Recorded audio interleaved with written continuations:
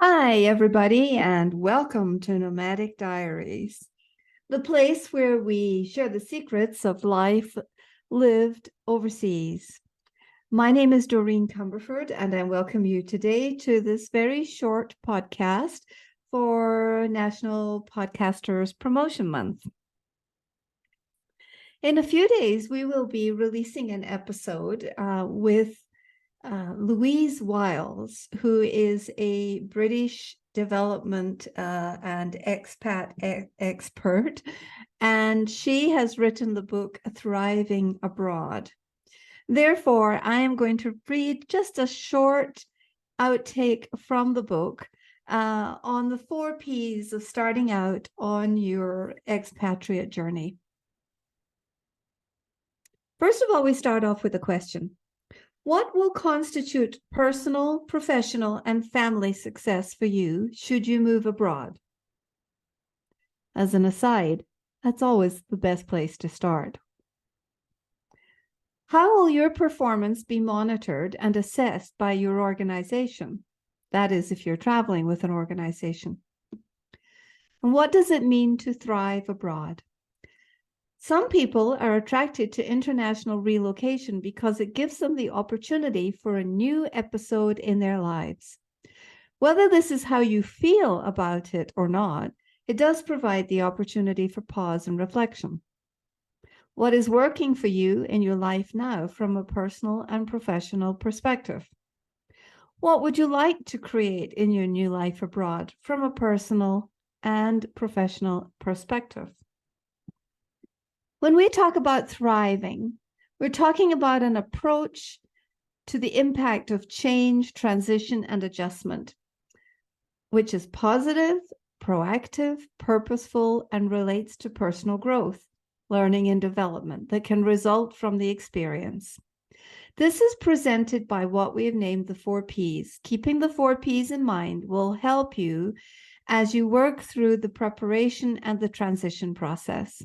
The 4 Ps always represent the basis of a robust mindset that will help you to build resilience that will support you through the adjustment process. The 4 Ps are positivity, purpose, proactivity, and personal development. Our approach to thriving abroad comes from the fields of transition management and positive psychology. Positivity. When we talk about being positive, we're not talking about blindly applying a positive mental attitude and seeing the good in everything. We know that there are times when things are just plain bad. Some negative reaction and thought processes are only human. However, research has shown that it is possible to tip our thought processes to notice and enjoy more positive feelings, emotions, and experiences than negative. The aim is to experience more positive emotions, to be optimistic and view things from a positive perspective. Barbara Fredrickson says that positivity opens us up, opening our hearts and minds, which makes us more receptive and creative. This, in turn, enables us to discover and build new skills, new ties, new knowledge, and new ways of being. That's a quote from Barbara Fredrickson. Positivity. We love this quote because, as well as describing the benefits of positivity, it, in a nutshell, is what we hope your experience of international mobility will give you. This can only be helpful in building a new life in a new environment, and all starts with a mindset of positivity. Proactive. It's easy to live a reactive life. We have heard expats living their lives this way. Quotes, we're only here because the company sent us. We had no choice. Quote, we will go wherever the company chooses to send us next. We have no choice or influence. Quote, I'm only here because my husband's job brought us here. I'd rather be anywhere else in the world. Phrasing decisions in this way feels negative and disempowering to us. The reality is, in every decision, we have a choice. We can say no and take the consequences. Such decisions can be difficult for a whole host of reasons, and mean that we go with the choice that is more palatable. Whatever choice is made, it is important to recognize the part we have played in that decision and to accept responsibility for it. Accepting these choices as just that, choices, is the first step in being proactive. It means we then take ownership and accept responsibility for making these choices work. Being proactive is about recognizing our personal power and responsibility to take charge and control our own destiny. There will be many choices to make as you decide, prepare, and relocate abroad. Being proactive in making these choices and owning the outcomes will empower you through the process. Purpose. Ever more people have a means to live and no meaning to live for, said Viktor Frankl. We're all more motivated and energized when we're working towards something that we believe in and we value. Understanding what it is about your life that gives you a sense of purpose and meaning is an important element in developing your understanding of your personal motivation. What is it that motivates you to want to relocate internationally? What energizes and excites you about the possibility? Is it the experience of getting to know a different part of the world, its people and culture? Perhaps the role that you're being asked to undertake holds purpose and meaning for you. If you have children, do you see living abroad as a developmental opportunity for them? As the expat partner, are you excited to or by the opportunity of a chance to reestablish your career abroad, take a career break, or rethink and reinvent your career? Understanding what gives this experience purpose and meaning will give you a sense of direction, a reason why for making a life-changing decision and working through the change process successfully. It will also mean that you engage at a higher level in the experience. I would just like to insert a little bit here to say that I think this is very, very sound. She's laying the very, very sound basis for which you have to be clear about making any decision that will take you overseas. Being positive is, I think, one of the parts of our expatriate lifestyle that sometimes gets overlooked in some ways, and in other ways is sometimes misdirected, because there are unintended consequences for taking grand leaps through and across life. Whether you're making big decisions to change your lifestyle, your health, your career, your financial situation, your relationships, and or your health and well-being, these choices can create almost like cracks in the field. And so being positive and making sure that you tend to all these parts of your life, because it's not just your physical body and your belongings that you're going to put on a plane. You're actually going to cart your entire lifestyle overseas.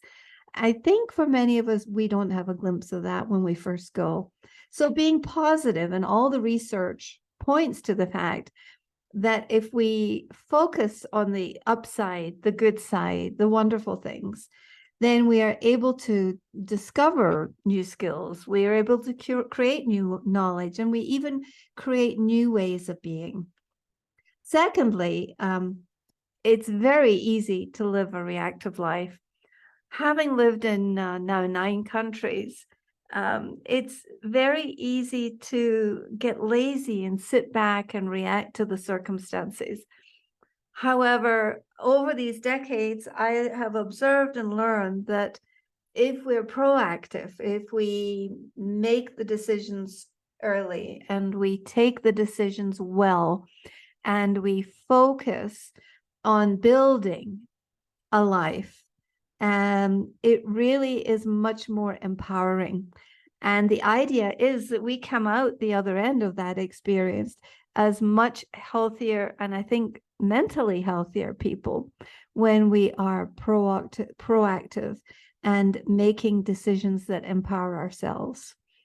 When I first went to Saudi Arabia with a 2-year-old, I did feel very disempowered because I had given up my own business, my own entrepreneurial venture. It felt like I had given up a lot in order to follow my husband, but I was very excited about going. And I believe that my influence, my experience of having already lived in the Middle East actually contributed to us being chosen and being hired to go. And so I felt like I was there with a purpose, but I had to find more purpose. I had to find more outlets for that purpose. Being a mother was fabulous. I thoroughly enjoyed having a toddler and being home at that time. However, there needed to be more for me. And over the years, I was able to cobble together more meaning and more purpose. But it did take me time to do that. So understanding what this experience is going to bring you, this experience that you're jumping into, is just really important. And finally, I'm going to read from Thriving Abroad again, just on the 4th P, which is the personal growth, the learning, and the development. Carol Dweck, in her book Mindset, How You Can Fulfill Your Potential, introduced us to 2 types of mindset. There's a fixed mindset and a growth mindset. A fixed mindset is where people believe that their basic qualities like intelligence or talent are simply fixed traits. They focus their time on documenting their intelligence rather than developing it. A growth mindset is one where people believe the opposite, that their basic abilities can be developed through dedication and hard work. Intelligence and talent are a starting point, the raw ingredients. People with a growth mindset develop a love of learning and resilience, which is valuable for accomplishment. Can you guess which is more of an asset in the international setting? Of course, it's a growth mindset. Employing a growth mindset will mean that you can recognize the developmental opportunity of the relocation experience. You'll constantly be faced with new and challenging situations, from learning a new language and cultural cues to practical work and social challenges. At times when you're stretched and you're feeling like you're failing, a fixed mindset will cause you to turn away from the learning and developmental opportunity, to judge yourself as a failure or the people or situation you are interacting with as wrong. A growth mindset will encourage you to become curious, to step beyond your comfort zone and learn from the experience. It will require grit and determination, but ultimately will result in personal development and the creation of resilience and resourcefulness. Learning and developing through the relocation experience will also give you a sense of accomplishment, which is very rewarding. The powerful motivator in our lives isn't money. It's the opportunity to learn, grow in responsibility, and contribute to others and be recognized for achievements. That's a quote by Frederick Hertzberg. So in conclusion, for today's mini pod, what is going to make living overseas an experience for you? Everybody has a different take on what that means. If you take time right now, if you're considering relocating abroad, or if you are already living abroad and considering, so what else do I want to get out of this experience? What do I want to achieve and learn from the process? Create your plan early in the relocation process so that you are primed and ready to build your success from the moment you arrive abroad. When thinking about what success means to you, think about success from a professional, a personal, and a family perspective. And for the assignee, if you are on a corporate, an NGO, or a diplomatic assignment, it's very important to understand what will represent success from the organization's perspective. Remember, there will be a number of interested stakeholders from your organization, and they may value and represent your contribution in many different ways.